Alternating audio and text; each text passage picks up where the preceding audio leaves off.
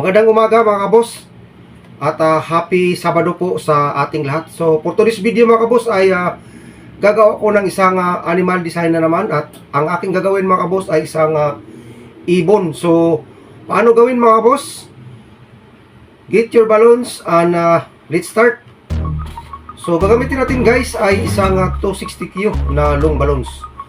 So una guys ay gagawa tayo ng isang 2-finger bubble.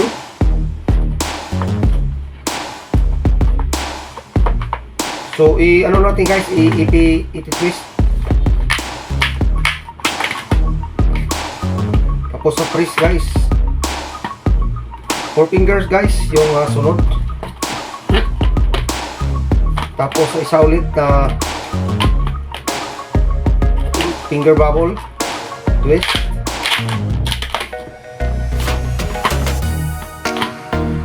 Tapos sa 4 finger bubbles ulit guys.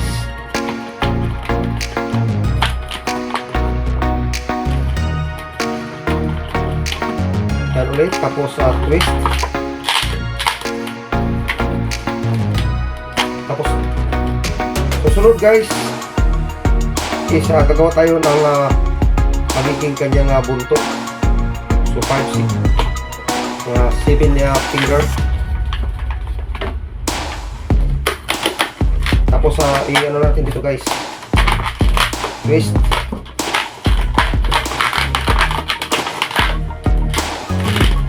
Tapos ito guys, ipapasok nito sa loob.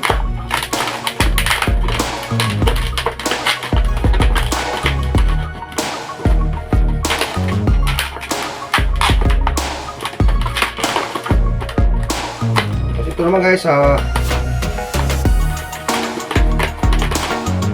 gagawa tayo ng katulad dito para partner siya. So twist.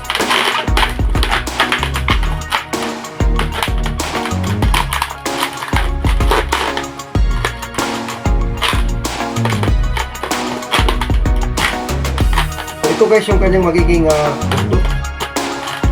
Ito yung kanyang magiging katawan.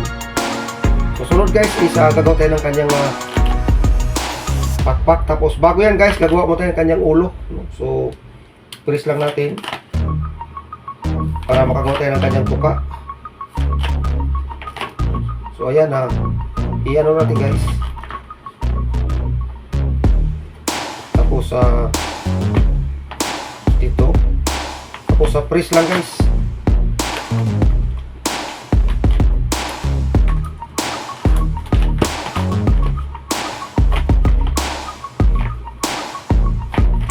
Tapos 3 finger guys. Tapos ito guys dadalhin natin dito. So twist lang natin.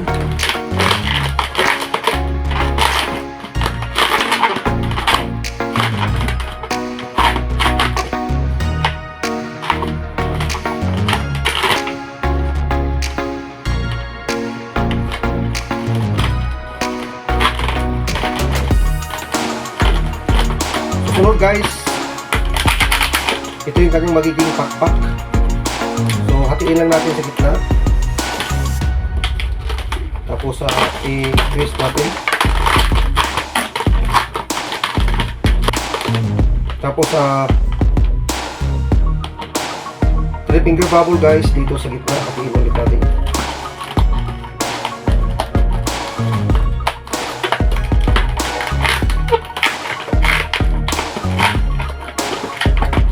Ganun dito guys, kabila.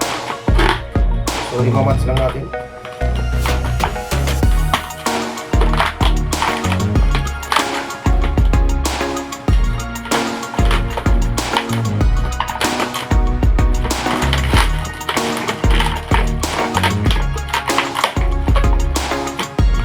So ito guys yung kanyang magiging pakpak. So i-press lang natin dito.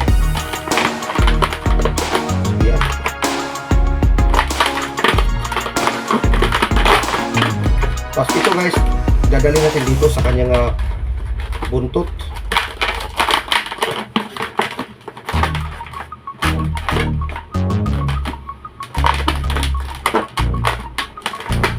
Tapos twist lang natin guys.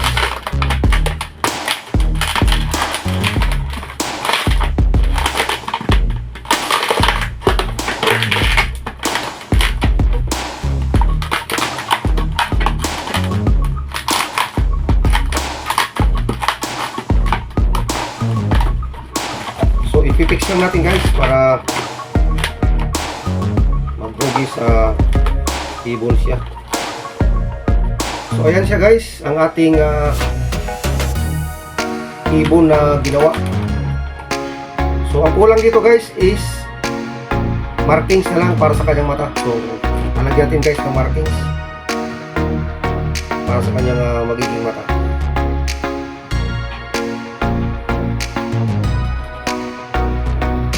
So ayan guys,